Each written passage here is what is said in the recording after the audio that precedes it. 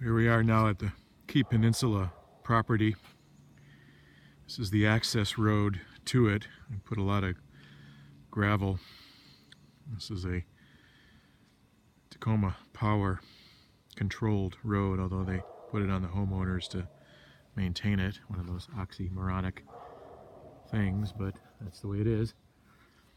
And the gated now entrance to the property. Substantial amount of logging that we did on this property. Not just logging to make a buck, but really more logging to open it up. There was just a ton of scrub trees, alder type trees that had grown in and infested the property, along with the invasive blackberries. This was completely forested, overgrown road, and it's more opened up and sort of clear-cut damaged on the right side, because that's where I had a logging truck go in and do more extensive work in the back 40, so to speak. It's a 10-acre property with a house more justified up toward the front. There's the house and outbuildings, two-bedroom house with a great room that was basically a converted, permitted addition that was added on, a garage on the left-hand side there, and the old garage, which was just an extended part of the main house, got turned into a great room. To the right of that, that small house is the well house, and then there's a wood shed, and then beyond that another storage shed.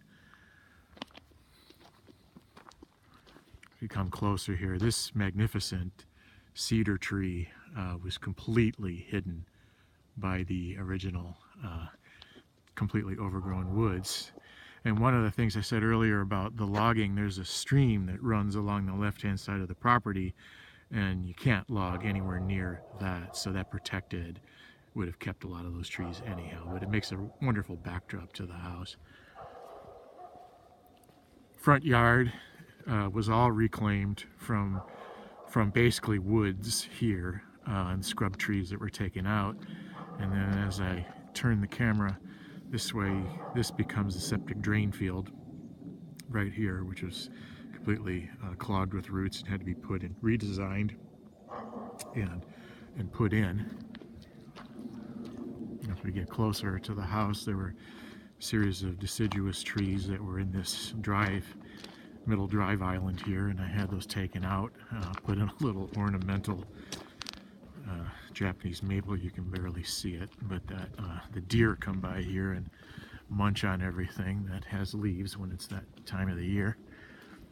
And then we had one team guy here one day, and little Bambi had just been born, but then soon thereafter, the next week, I came by, and one of the deer was had been killed.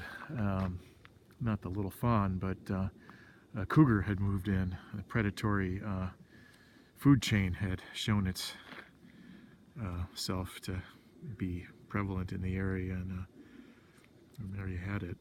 Now I've seen no sign of deer nor cougar since. In the back here is the obviously the backyard. This was completely overgrown. This was open and was a functioning yard, I guess, so to speak, but it was completely overgrown with blackberries the time we took possession. And then here's the back cabin. You can see more of the yard and this other storage shed back here.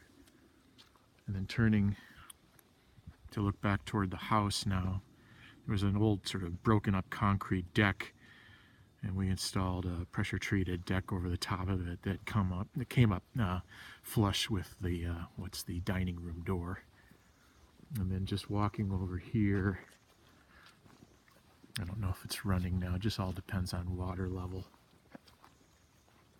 There's a little stream that runs just along the edge of the property.